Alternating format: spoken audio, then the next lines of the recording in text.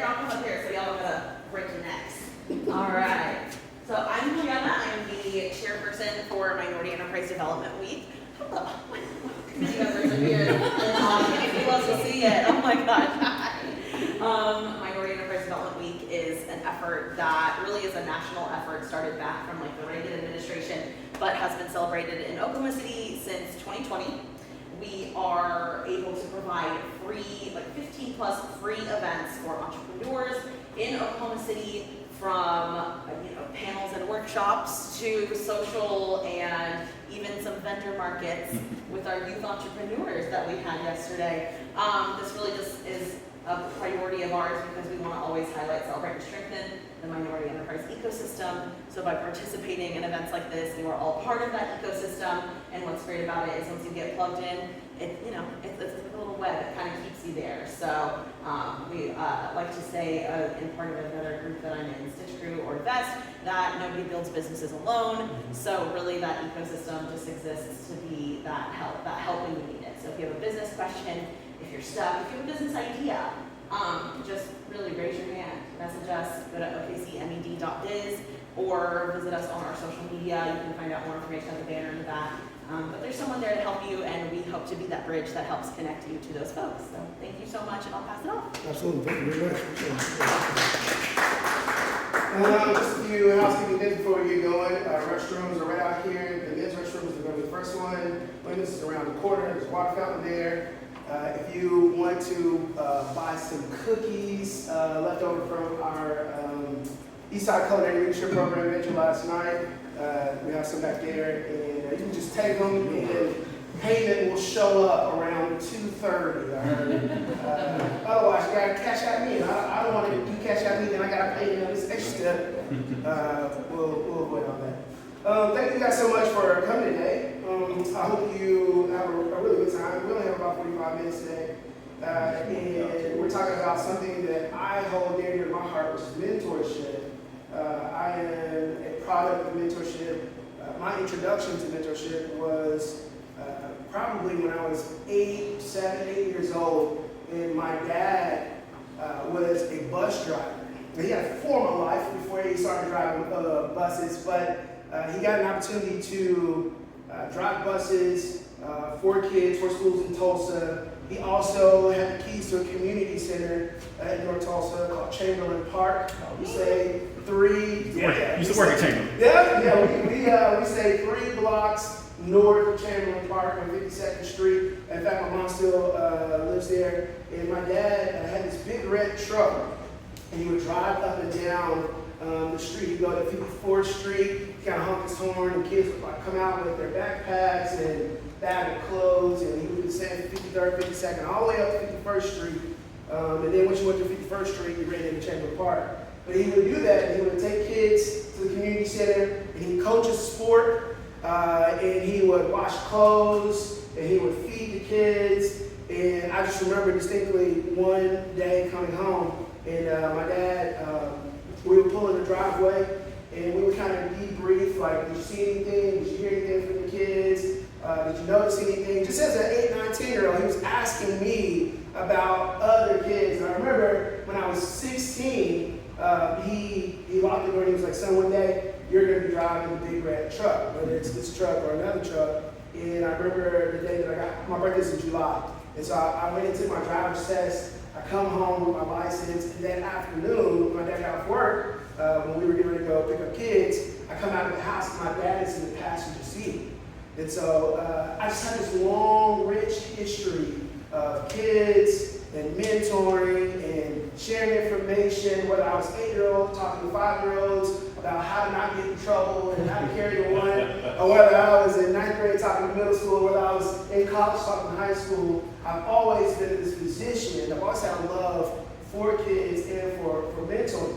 Now, the older that I've gotten, I've seen how mentorship has had the ability to infiltrate entrepreneurship, business, organizational structure. But what I found is that the companies that I was a part of, they confused one thing that they were doing with mentorship. And I think mentorship is very distinct. Coaching is not mentorship. Friendship is not mentorship. Parenting is not mentorship. Being an auntie or an uncle is not mentorship. Being a pastor is not mentorship. Mentorship has this very unique role. And in the business world, oftentimes we'll confuse recruitment and talent and development as mentorship. We recruit you to the company. We tell you about the company. We get you hired. It's not mentorship. Talent development is not mentorship. They're simply trying to get you to do better at your job. Mentorship is very relational. In fact, the definition of mentorship that I'm using today is the guidance provided by a more experienced person.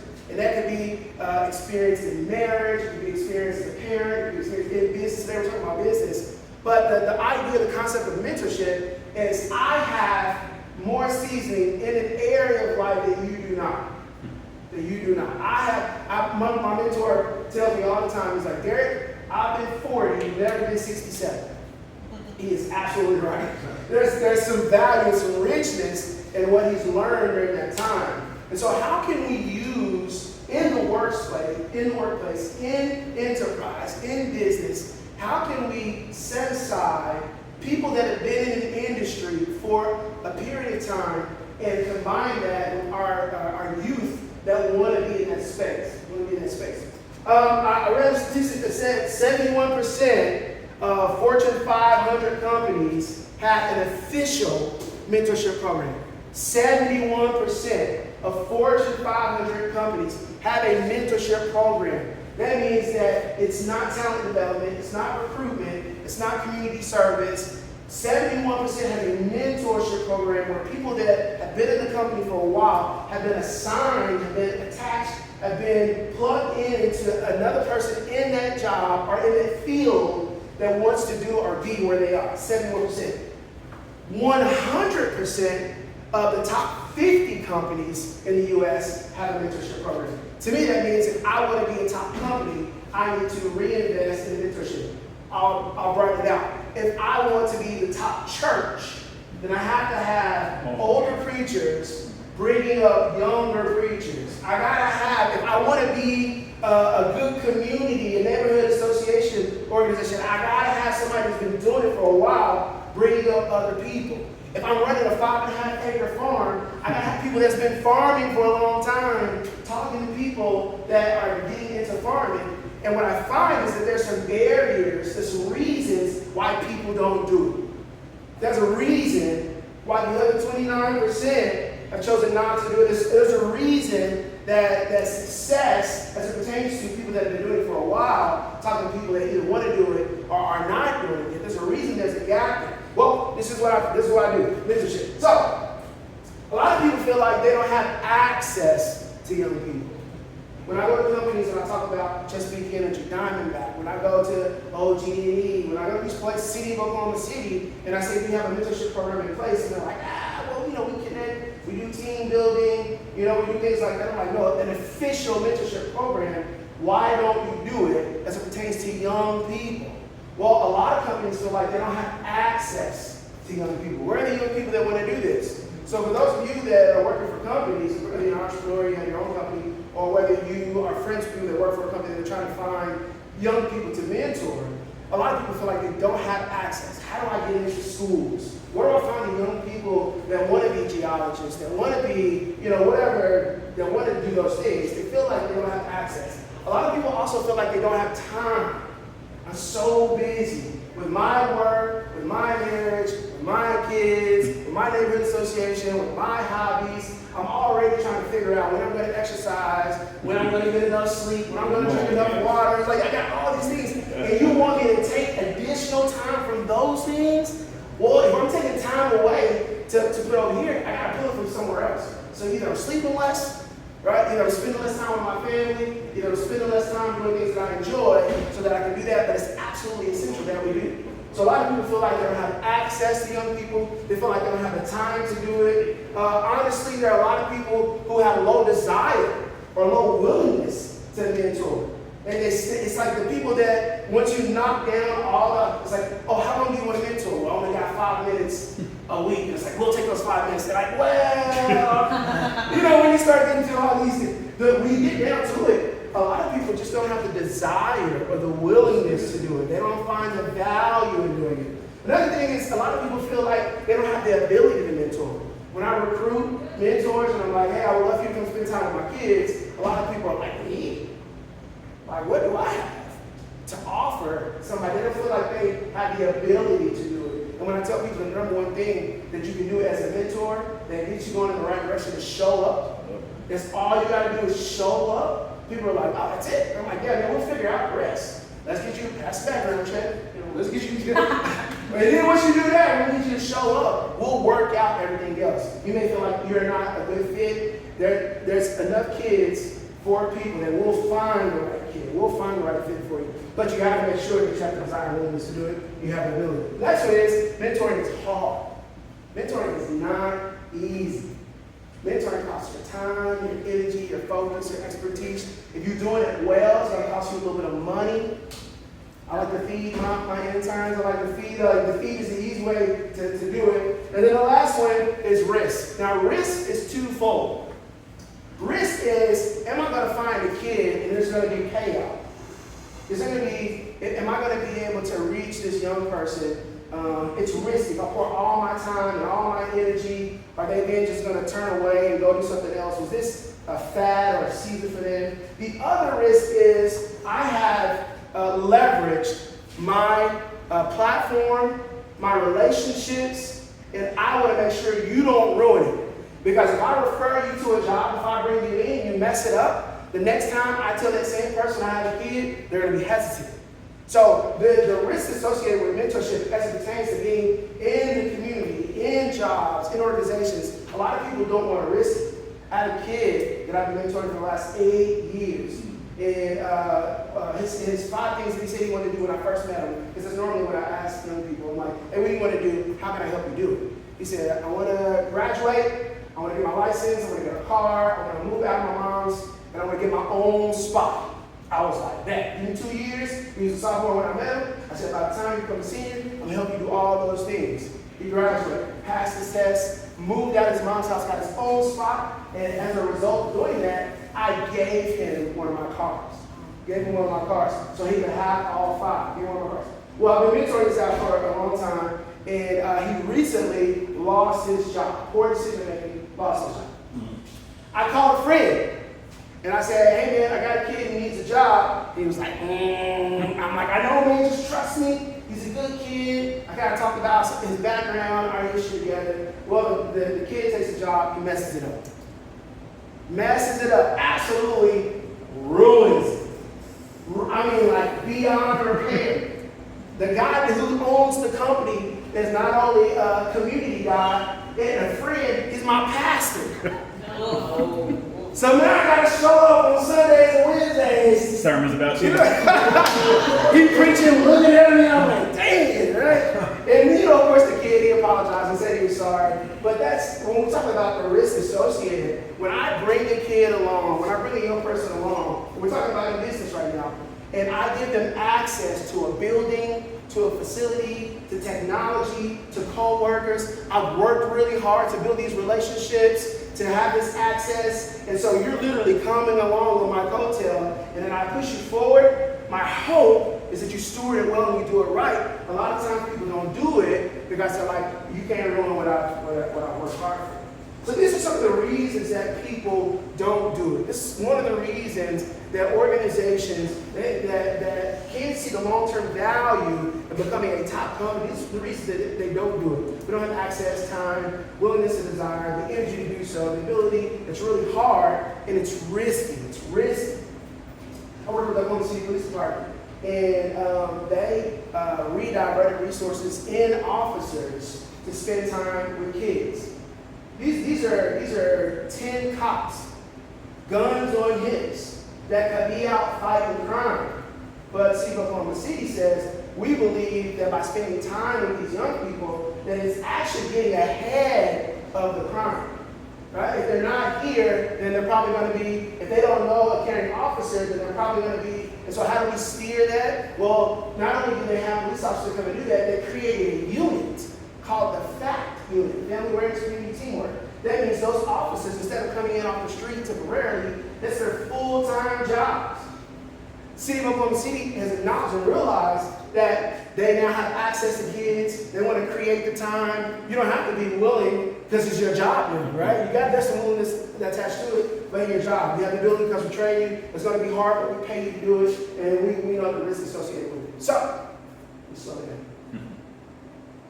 Did all that said, there's some ways that we can effectively mentor in the workplace. There's a way that we can use our organizational structure, our money, our dollars, our businesses to create some exposure and experiences for young people that want to get in these fields, and I believe there's a way to do it. All right, you all have table tents at your table. I'll have you two pair up because we're going to do a little bit of discussion. You have your own team right there. I have you two pair up. Two. On the count of three, point at the person that's going to be doing all the writing. 1, 2, 3. You got 2 fingers? 2 fingers pointing at you? I'll do it. Good. All right, I got a pen there. Be smeared.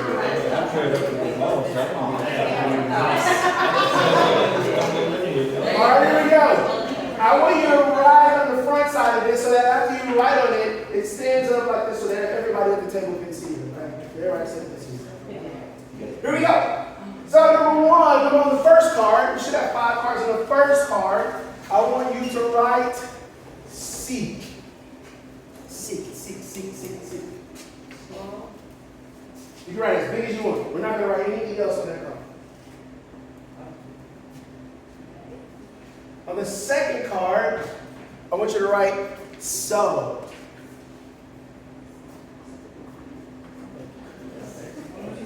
As it pertains to mentorship, we're going to stand them up like 10. Yeah, stand up to there we go. Seek and sow.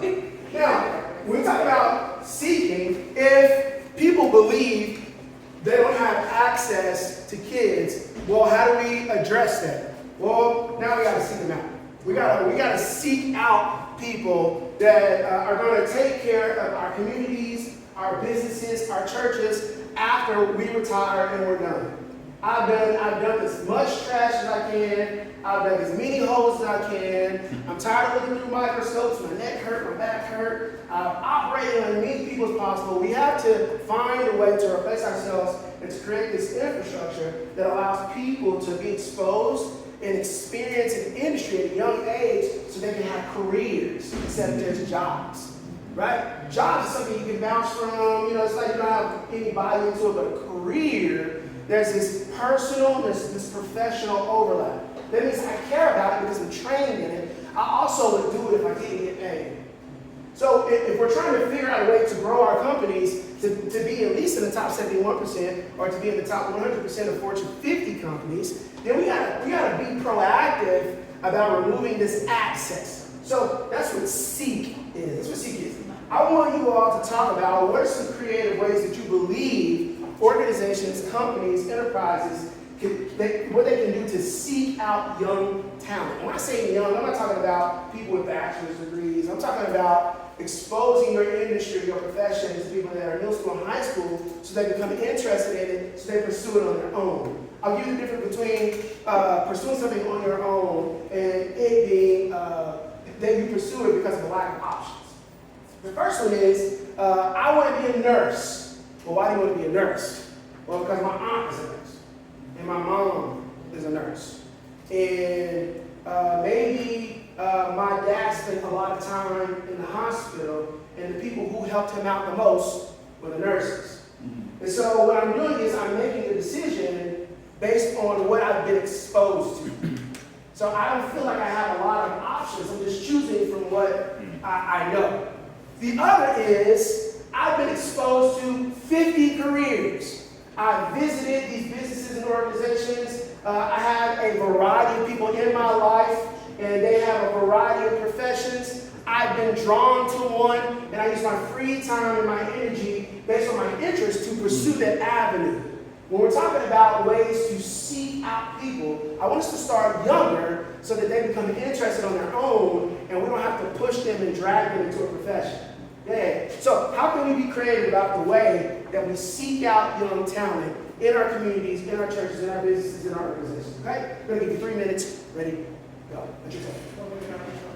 You want us to write our answers? No, don't write on you. What you talking about? You and Brad. Literally do all this stuff. So, kind of, yeah, easy one for us.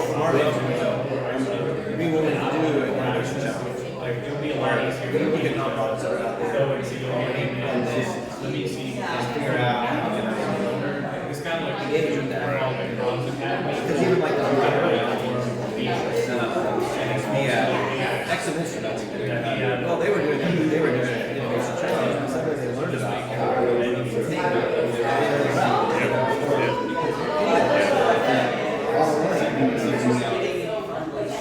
but those people had to be willing to like take their time and Yeah,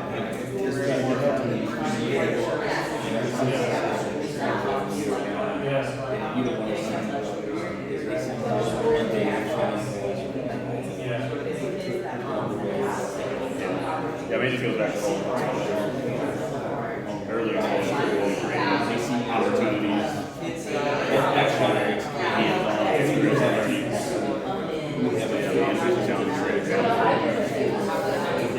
Don't real issues, for example, but even earlier than this, I mean, we do it down to the elementary level, work on Wednesdays.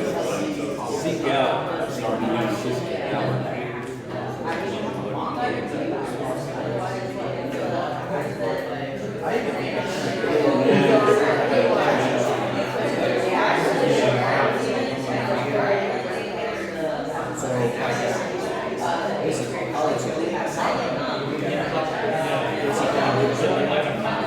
They actually require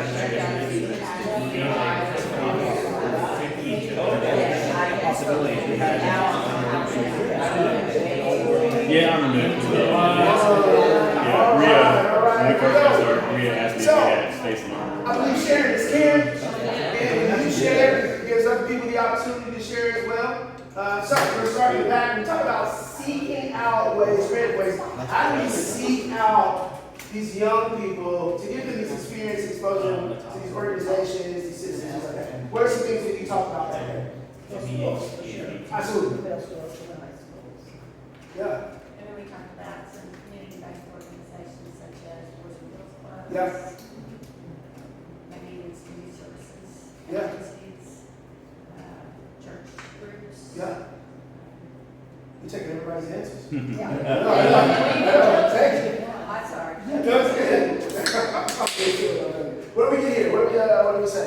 We talk about a really interesting idea of some sort of online academy almost, where kids can go and they can research, over a list of topics, and then have some sort of AI in the background to see what they're looking at most, what they're most interested in, so that they can further help them sort of be educated, in that field. Yeah, Johnny, it looks like you're interested. Right. You clicked several times on it. Yeah. I thought about. And I see those partnerships with like Big Brother program. Yeah. There are kids that have a lot of issues, either making friends or they come from a really troubled household. Yeah. When they get a personal advocate like that, it can expand their horizons a bit more. Yeah. So I think partnering with an organization like that could help with outreach. Yeah, I want to expound on that a little bit as well. I think one of the things that the narratives that I fight. So I'm part of this organization called You Can Mentor out of Dallas, and they have something called The Gathering, where they bring mentors from all over the country. And I was recently on their podcast, and I told them I wanted to push back on this narrative, and I'm not singling you out, but it's an opportunity to talk about in the room, is that it's not only the kids in Douglas and Spencer that need mentorship, Deer Creek needs it as well. Right.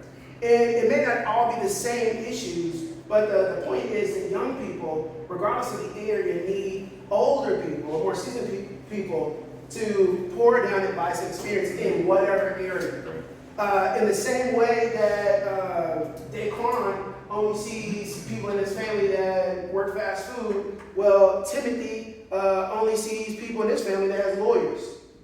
And Timothy feels like he has to be a lawyer. And I'm like, Timothy, you want to be a lawyer? Well, my dad's a lawyer, and my dad's dad. I'm like, but what do you want to do? I don't know. I never thought about anything else. Well, guess what? I got an opportunity for you.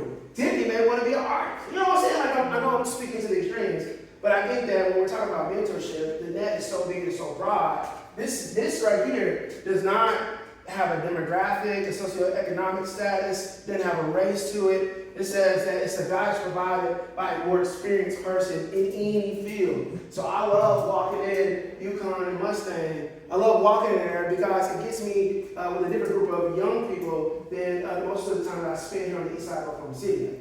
So all young people need exposure and experience to a lot of stuff. Those are great ideas. Are you going to develop that app? Sorry. Is that what I hear? The online, the online school, is that you? That means somebody can steal it. If y'all want it, he doesn't want it. If you don't want it. All right, what we got here in the... Yeah, so basically what we talked about was like school systems, and I actually worked in the school system for a year, and they barely had any like career fairs or like anything like that. And so all these kids, all they have was mock interviews. Yeah. That was it. Yeah. And so I'm walking around and I'm like, are you guys having any career fairs? I mean, y'all are having mock interviews like up the wazoo. Yeah. And they're like, no. Like interviewing for what? Like what are you Like, what are interviewing? you interviewing for then?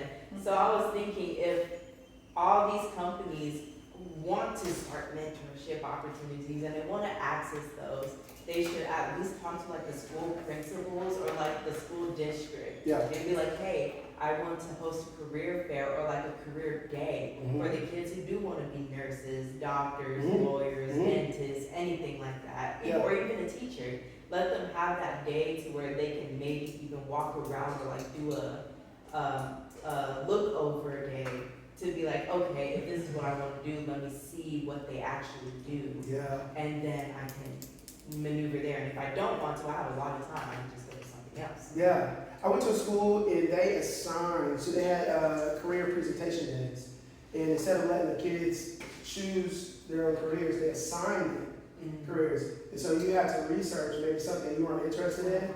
And I thought that was a really creative way to not only expose the kid to it, but the teacher now has an opportunity to expose the classroom to 30 different careers. And I thought that was a really cool idea. So not only working at the classroom level, but also I heard at the district level as well. I think that'd be dope. Thank you. Yes? We actually also spoke about career fairs, more so in like creative fields. Like I know a more school board member who always pops up because she works in hospitality, and so showing students what it's like to work in a service industry that's also very corporate and just very creative and not what people typically think of as like a career when you're little. And also speaking about once you gain that access, keeping that access by maintaining consistency to build that trust, like showing up and not just saying what, hey, this is what you should do, but like being about it as well to set that example. That's really good. Did you all do it in the back?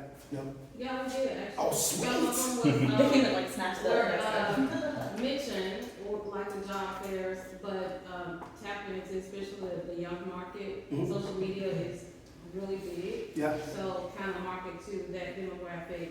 And he also mentioned about a trio program that he had the ability to be in. So we can kind of collaborate and do some trio programs that would be amazing. Yeah, through which university? OU. Oh, they have they have a massive one. Yes. UCO has a big one as well. Yeah. We'll trust. Go Bridges! Thank you. What do we got? I mean, we can go on all day, guys. But, I mean, this is part of what we do as an organization. This is what we do. But we're very big on, I mean, to echo a lot of what everybody said about schools, churches, youth organizations, all those things, as far as like where to go to actually get access to these students. We're very big on, like, our whole ethos as an organization is creating experiential, hands-on, project-based learning experiences for students. And so once you actually do seek them, you need to have actual great programming for them to participate in. The younger you can start, the better. So with our nonprofit, we started all the way in elementary. We just started Workforce Wednesdays. Derrick is actually one of our very first speakers to come out. So on Wednesdays, these are upper elementary school students, 4th and 5th grade. They get introduced to a different career. People in their own community, and it's various careers. It's not just your typical like your nurse and everything else. I mean, it runs the gamut. And so that's one thing that we do with elementary school students, middle school students, middle and high. We have a program that we call the Innovation Challenge, where we partner students up with actual startup companies. The students basically then become junior business consultants to those startup companies. They pitch them a pain point, and then they go solve it, like as a 5th grader, how they would solve a pain point Fortune 500 company, and they get to pitch their ideas back to that entity. And Makiba actually went through that. Yeah, Makiba Designs is actually one of our companies that we use. Afropop was one of the companies that we use. That's where it is. I was Yeah, like, that's so, where it is. We were trying to place it. And so we had a chance to do this with Millwood High School, with those students. And it was really great. One student got so inspired.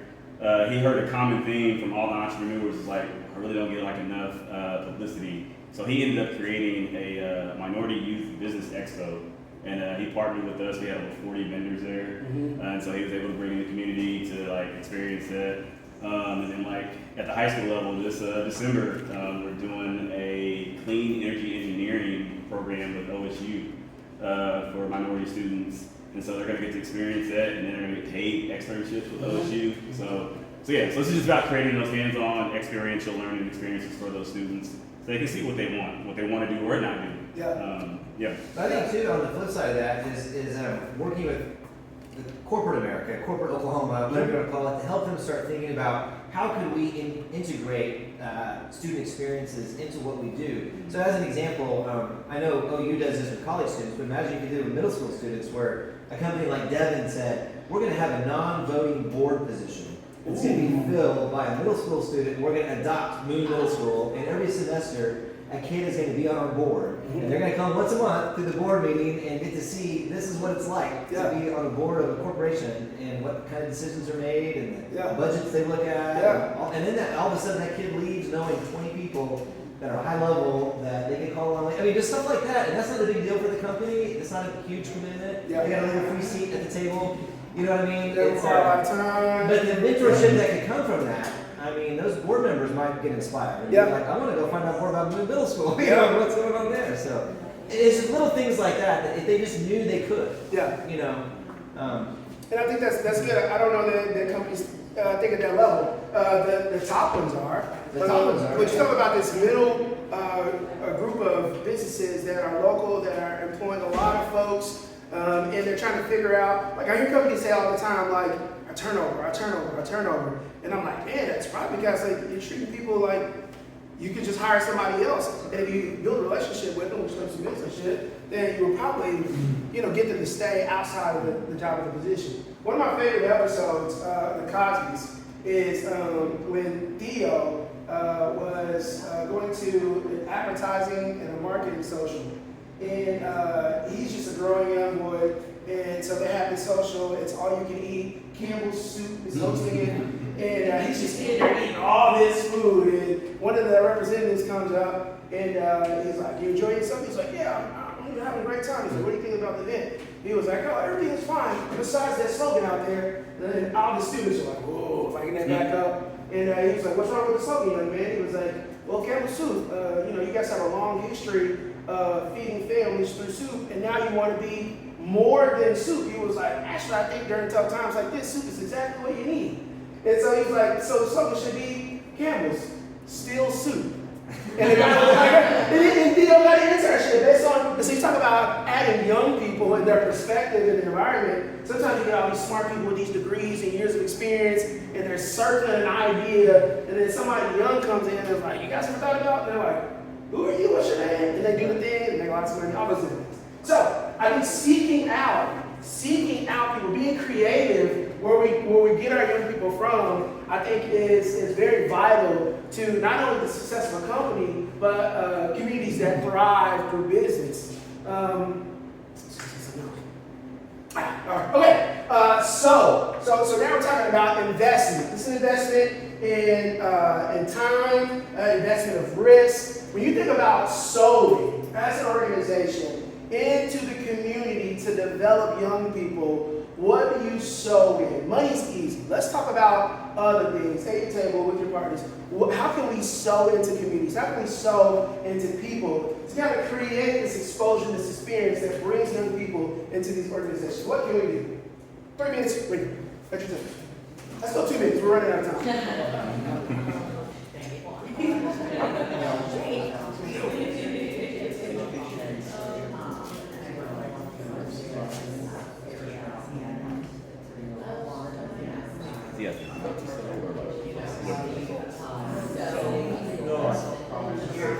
How could you know what pretty much kids.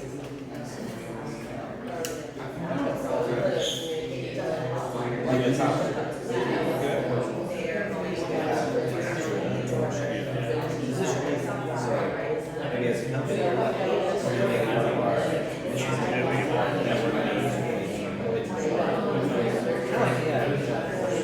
Innovation, being built in this culture. Not just gonna be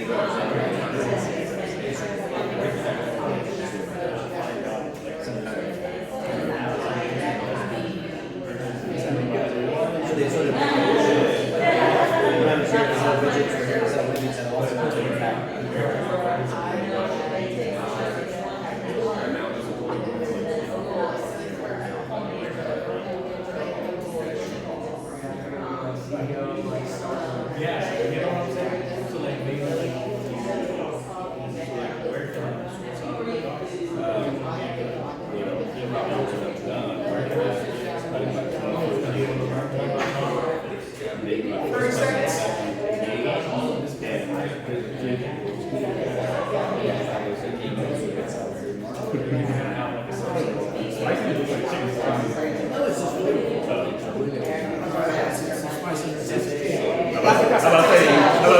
Your spice level, my spice level, right?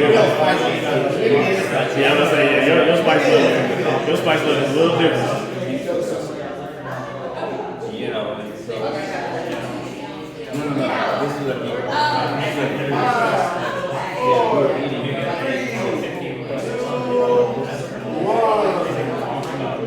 All right, here we go. So I lost track of time, so I put the rest of those up there. But when we think about sowing into, investing into the community, I think the low-hanging fruit is money. In any organization that is nonprofit or you have to fundraise, yes, give me your money. Like we're gonna take, I'm not gonna say keep your money. We're gonna take their money. We're gonna take it. But we would love some sort of partnership. We would love your people, your time. We love access to your facilities, your relationships.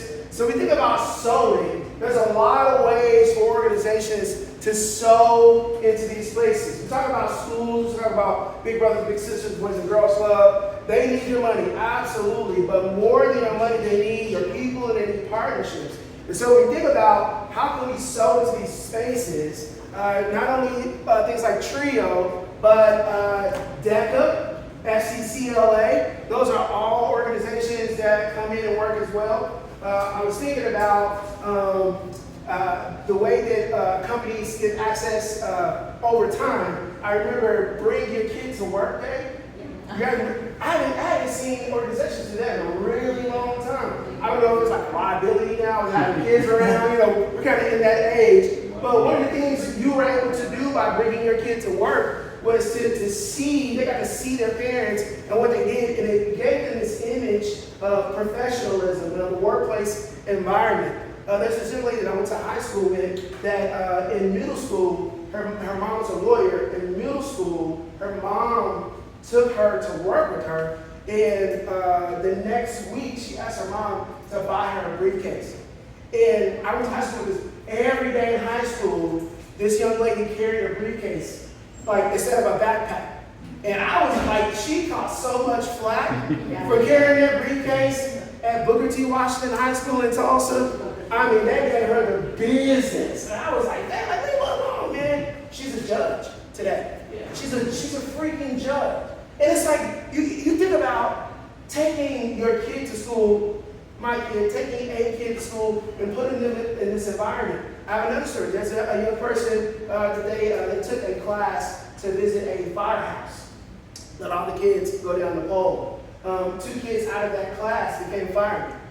You think about like the power of exposure, not only seeking out opportunities to do it, but seeking ways to sow into those environments. Because if I love what I do so much, why wouldn't I want other people to do it as well? And if I love safe communities and thriving communities, why would I not contribute in a very unique and special way back into those ways? And so as we are talking about mentorship, organizationally, and how do we get those young people to those places? Not only do we have to seek them out, but we have to sow our time, energy, and resources as well. The next thing we got to do is not only do we have to show up, like physically, but we got to show out. I want to roll the red carpet out for these kids. Like, I want them to come back to my church, my community center. I want to roll the red carpet out so that when I show them what this is, because this is what a lot of people do. This is what a lot of folks do. They'll have you come in and they'll show you all the bells and whistles. And then, I don't know how many of you have ever bought a home before, but when you go through the house, they're like, you got the 3-bed, you got the 2. And then you live there for a month and you're like, man, this cabinet don't shut. They didn't show me that. You know what I'm saying? Like, this wood floor is kind of squeaky. They didn't show me that. When we went up the stairs, we walked on the left side. When we went on the right side. Yeah, I had to call my real estate agent back a couple of times. I'm like, you got me. You did. I'm going to use you again because you saved me some money, but I want to see. So when we show our kids, man, I want us to go big and above and beyond and let them know what it's like to work this job, to have your own money, and what you can do with those things. Next thing we got to do is we have to share. And when I say share, I don't mean share our kids with other companies. I want to make sure that we share our platform. Remember we talked about the risk that's associated with sharing my platform and access? Well, I got to do this liberally. I got to do this generously. And when I talk about, when I took my kid to work with me, I introduced him to every single person there. When I took my mentees to places, I'm like, hey man, shoulders back, head up, firm handshake, eye contact. We're going to meet everybody on this floor. I'm going to take you to another, but we're going to meet everybody there. And so not only sharing our resources and our time and our energy, but we got to share our platform as well. And then you talk about being consistent. We got to be steady in this. I think kids are so used, especially kids that I deal with, they're high risk. These are kids that are used to people disappointing them, and they don't have a lot of consistency in their lives. For people that show up and are steady, you got a fan.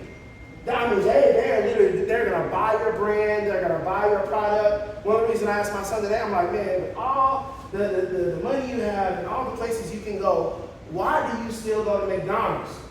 He was like, it's consistent.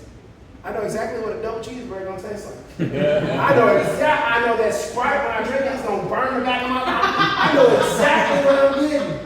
McDonald's and Chick-fil-A. Every other day I'm like, man, like, you wanna try nothing else? He's like, they're steady. They're steady. Why do kids continue to come back to Restore and do internships? Because we're consistent, we're steady. Why am I able to have relationships with my young people for 11, 10, 12 years? Because I'm steady. Why do people buy Nike? Because they're steady. You have brands that you buy all the time. Why? Because when you buy it, it doesn't break down. And when you patronize that business, you know exactly what you get. So, we have mentorship. Just generally, organizationally, the way that we continue to build organizations, the way we continue to build communities that not only survive, but they also thrive, it's not through recruitment. Yes, we gotta get good people in. It's not in talent and development, because the premise there is that after I develop your talent, then you go on and do your job. I believe the key to getting young people into industries, into entrepreneurship, into organizations, keeping them there, developing there, they become ambassadors and advocates for that brand, for that company, for that organization. In the same way that I was sitting front seat with my dad in that big red truck, and I'm still driving the big red truck to this day. I'm literally driving the big red truck with kids in the back.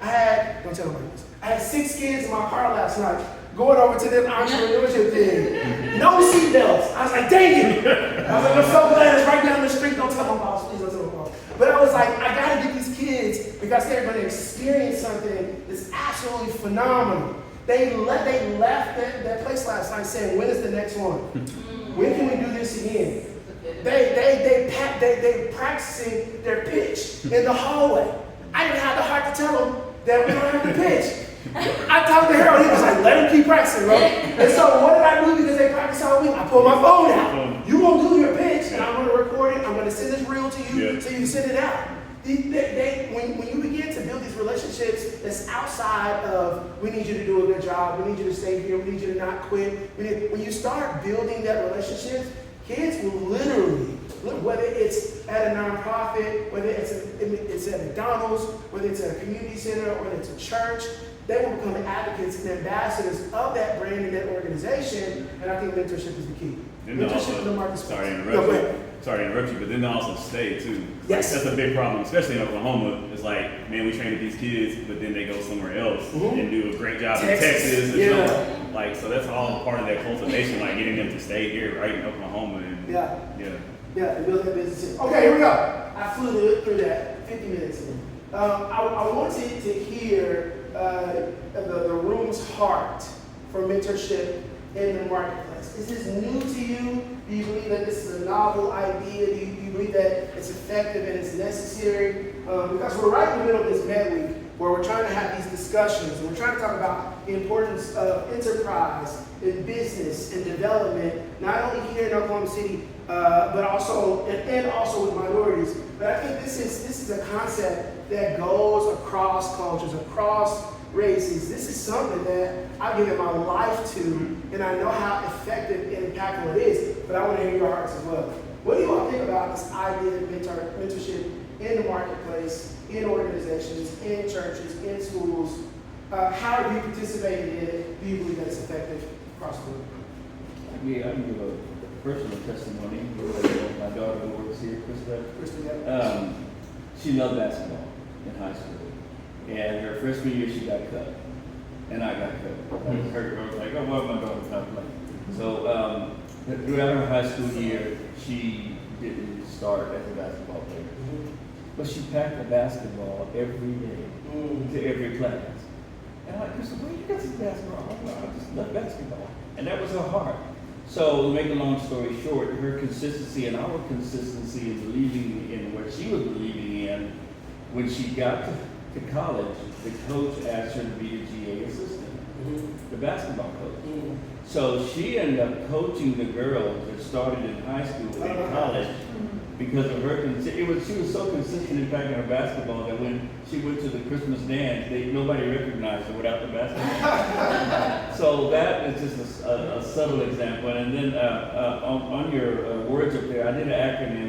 I love acronyms, but at the doctor is what I see. ATDADR is going to help you remember what you did, because I'm thinking that's going to be a healing process for what you're trying to report. That's my way of remembering it, to reach out and mentor kids and send them to the doctor. I didn't see it.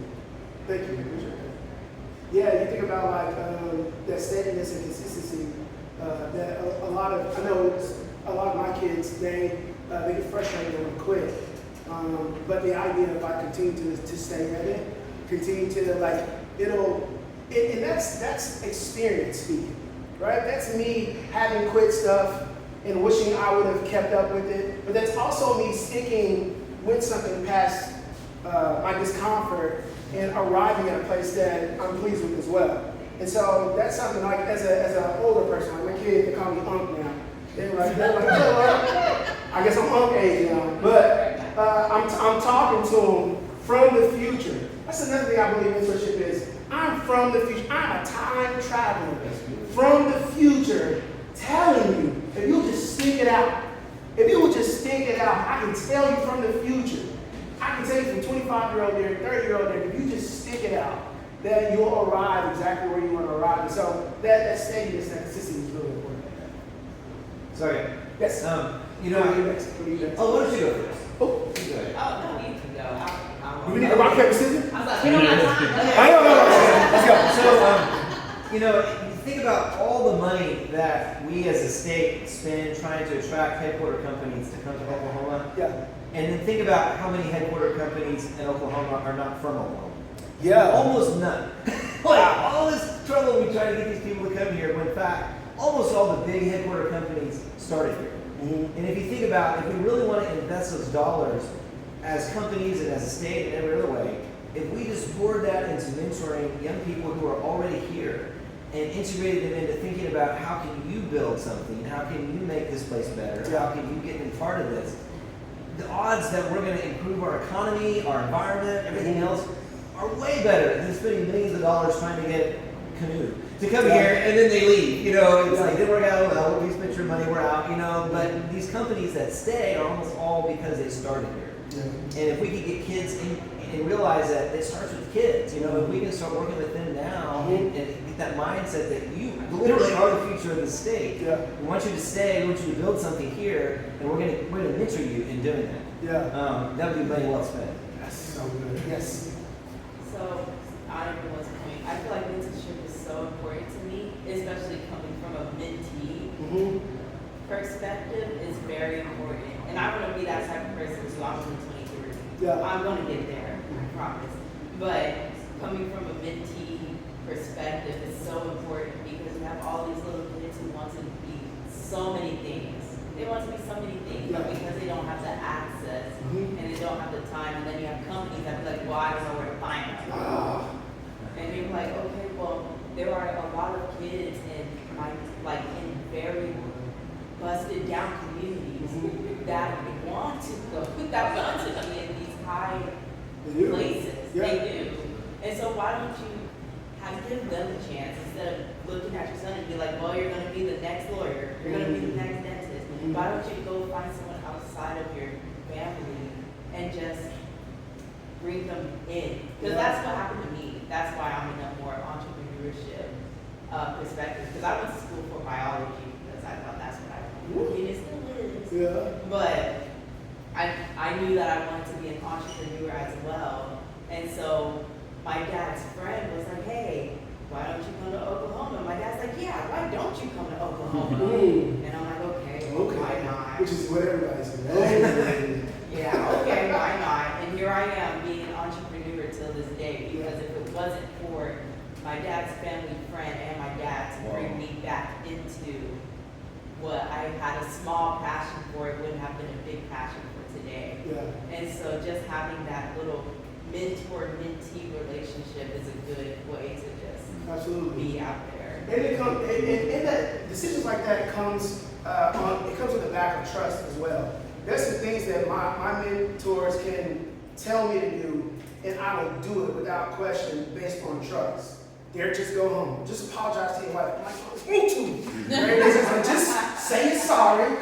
Tell her why you're sorry. Don't just say, oh no, she asked you why. You know, like, just go do it. And I'm like, all right. And I just do it. And I'm like, man, I'm texting one like, hey, that worked out. We covered right now. You know what I'm saying? We got to tell her we watch Netflix. Like, all she wanted was an apology. And I think sometimes when we build that relationship, and I've done this a ton of times, like, sometimes kids just don't know. But because they trust me, right, they'll do it. So I love the relationship to ask somebody, like, just come here, bro. You're like, okay. Yes. Not to say we didn't count the cost. There's some wisdom there, but also there's some trust. Yes. Yeah, I wish I could say that mentorship is an absolute necessity both in personal life and professional life. But unfortunately, like I said, for one reason or another, a lot of people don't have the desire, time, or resources to kind of provide that. But as a product of mentorship, I've had a mentor in every single stage of my life, and my only issue has sort of been that steady consistency type thing. And from where I came from, how I grew up, my mentors didn't necessarily look like me, or go through some of the same issues that kind of I saw. And so while I received a lot of mentorship in some aspects of life, I feel like there's still a hole left. And so I think that's why partnering with a proper mentor is equally as necessary as having a mentorship program. I agree. There's something called Credible Messenger. Yes, you can go. There's something called, I saw you get up. Oh, I was just. Oh, okay. There's something called Credible Messenger that they train mentors to find like their lived experience as a mentor out of that. And that's a training out of Maryland, out of Baltimore. But the cool thing about like having multiple mentors is that while I want somebody that has lived what I've lived, I found a lot of value in mentors not living what you lived as well. Yes. Right? Because we're talking about providing a different perspective, which is also important. I know the first time I was 22 years old, and I was down in OU, and I was waiting tables, and I was a bartender, and I waited on this guy, and he was like, hey, man, you're kind of cool. Like, what do you do? And I'm like, man, I just got married. My wife is finishing off her degree. I'm just working these jobs. He was like, I want you to come play basketball. I show up, I'm playing basketball with these guys, and I had no idea who they are. Doctor, psychiatrist, assistant football coach for OU. I'm 23, and I'm shaking hands, setting screens for, PhDs. But what ended up happening is that because of my relationship with one of those guys, he got me back into OU on scholarship, right? He didn't have my lived experience. He come from North Tulsa. He went playing at Chamberlain Park. He didn't have a daddy that was a drug dealer. But he had access, and he wanted to show me something different that I don't believe somebody else that had my same lived experience at that time could have done. He also had, it was the first time I ever been in a 5,000 square foot house. I was like, how many bedrooms you got? I was walking around him in his fridge, like he got soda, he got juice, he got water. I was like, this is great. I'm like, what's mineral water? I didn't know I had mineral water before. It's just like all these different things. So I think as we're talking about mentoring, lived experience is really important, but also connecting with people that have not lived their life, gives them access to different things as well. Over time, I just want to say this real quick. Hey, anybody that says they don't have access to kids, nope, you don't have time. One of my things that I do with mentors, I ask them how much time they have. If they have 5 minutes a year, then that's what I take. Everybody has some time. You can squeeze that limit a little bit more. For people that don't have the desire and willingness, I say give me your money. People that don't have the ability, they talk about it's hard. People that don't want to leverage their platform for others because of risk. I'm able to navigate all these and get people involved. My challenge to you is that if you are not involved with the mentorship program, or if you don't have a mentee, whether it's official or unofficial, I would say get involved with the kids' life because you have some lived experience that they need. And we can do this not only in the marketplace, but we can do this in our communities as well. Thank you guys so much. Is that it? Do we have anything final? Did everybody check in? Oh, yes. Give us your data, please. Our Brady is here, who is our chef over our Eastside Culinary Leadership Program. Wouldn't hurt to maybe take 2 of these.